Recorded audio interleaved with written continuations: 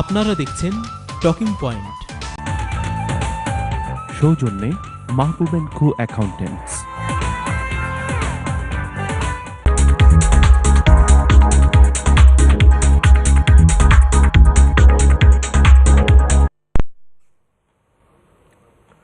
Welcome back.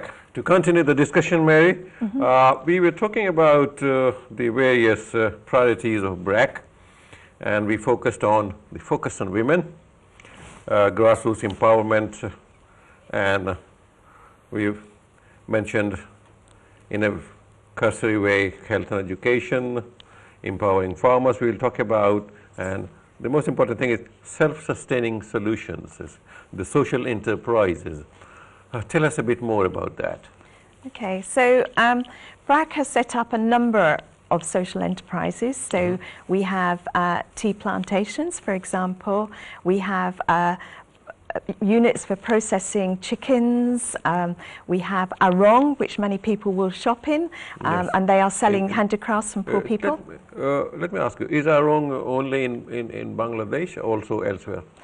At the moment, it's only in Bangladesh. There are plans for it to go online. Right. So you'll be able to buy online from Arong very soon. But at the moment, it's in Bangladesh. Hopefully, yeah. Continue. So we have seed multiplication centres, so for developing quality seeds for farmers. Right. We have fish farms.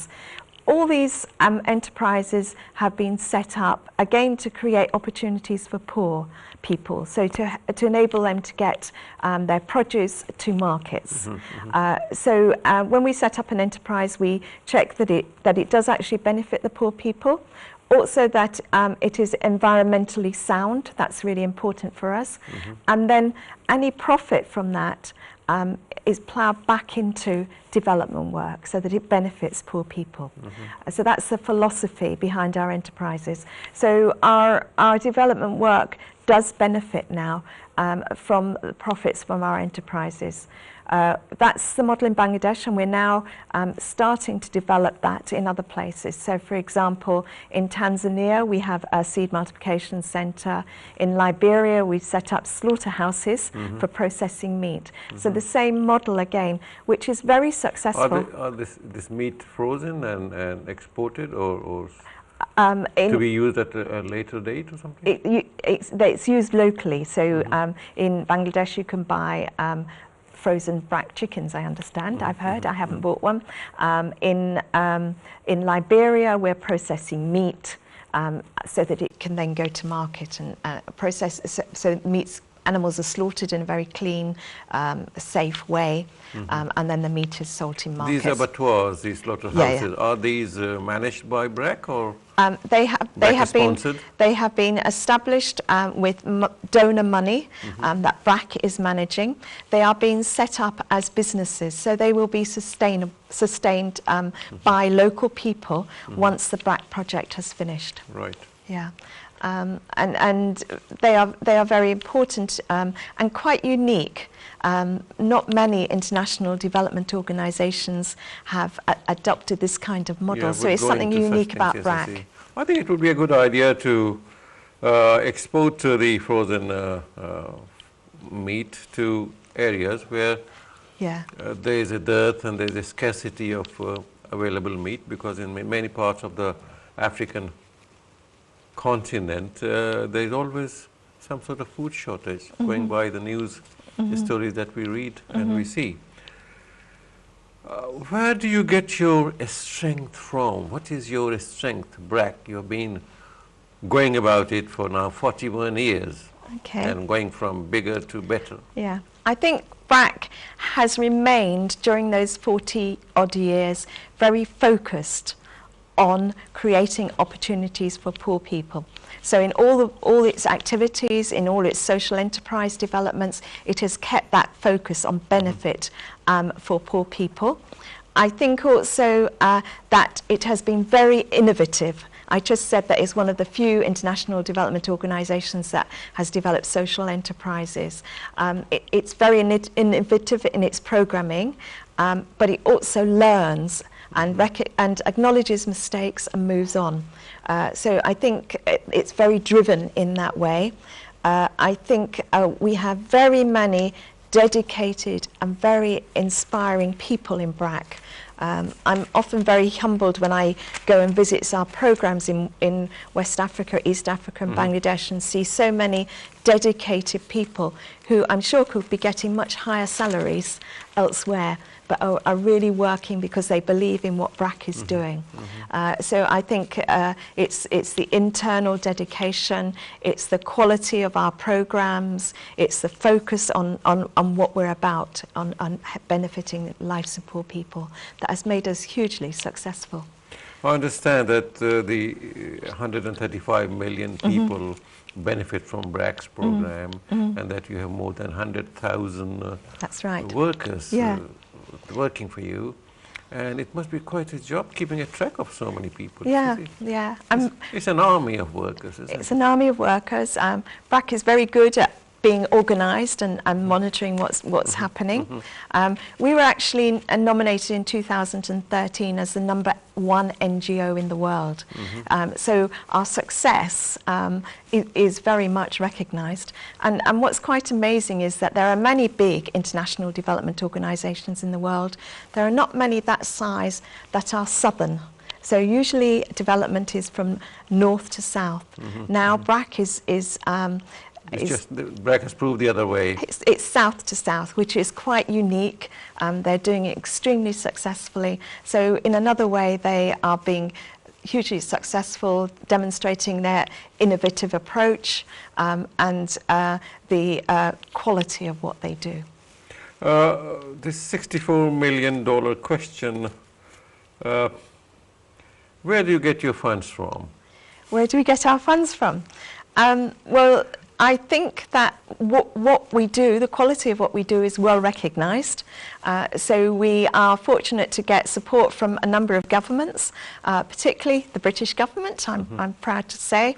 The Australian government is also giving us a lot of support, and many other institutional donors, also many individuals, philanthropic individuals, trusts, foundations and so on. So we're funded from all around the world now, recognised for what we're doing. And without that support, we couldn't continue.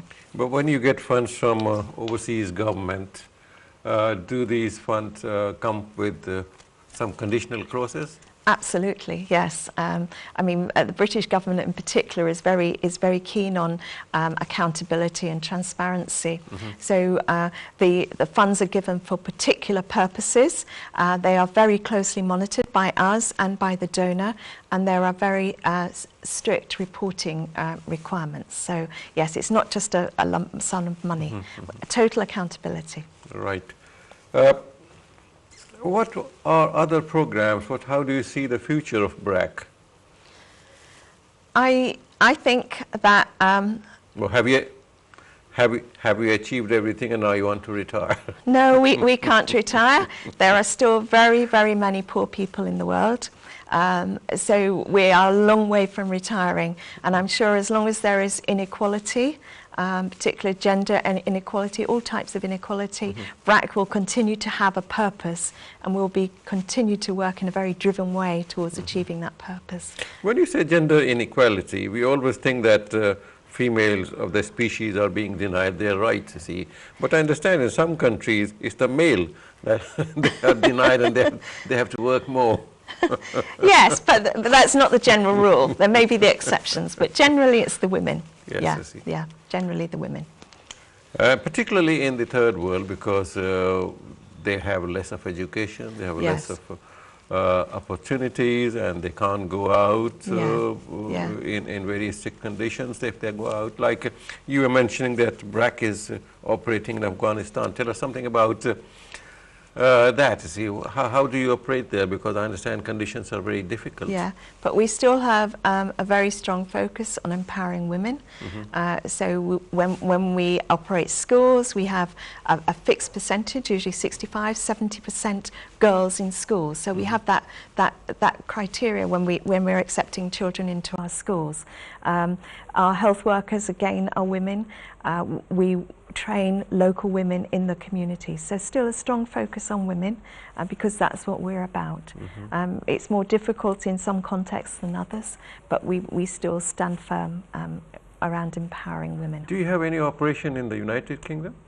No, we don't. In United Kingdom, our role is to make BRAC known, because we actually have quite a low profile in the United Kingdom, and also raising resources for our programs. So we do a great deal of negotiating with donors here in the UK and in Europe. And do you have a lot of private donors in the UK?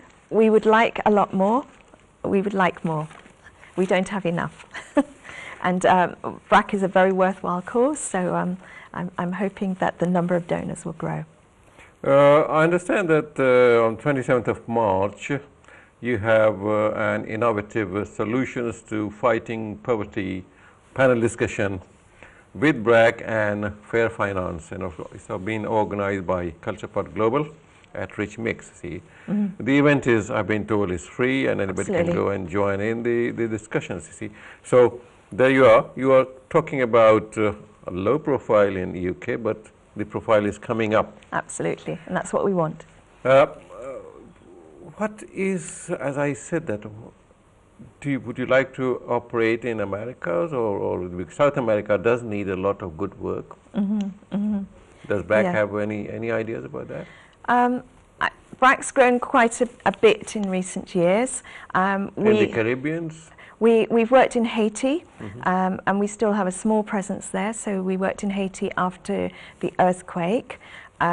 We will work in countries, but we consider very carefully how that might be, the support of the government, because we can't be effective without government support, and of course the funding. How is it going to be paid for? So there are quite a number of things that we need to look at before we actually move into operations in a country. Yeah, quite a lot of discussion. I think we want to work in very poor countries.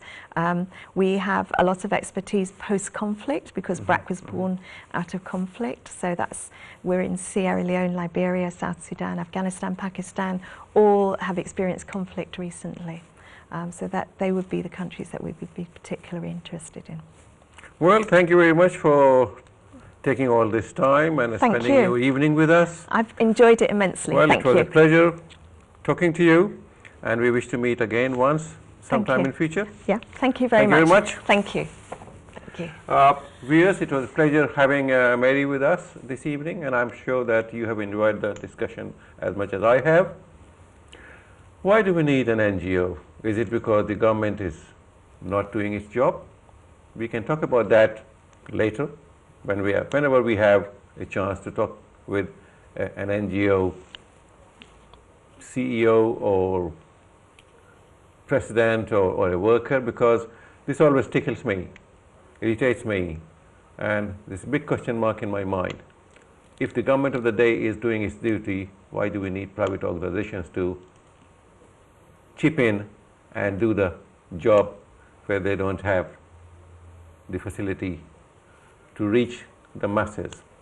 Thank you very much for being with us. It was nice to have you with us, and next week we'll have another guest, same time, same channel. In the meantime, take care.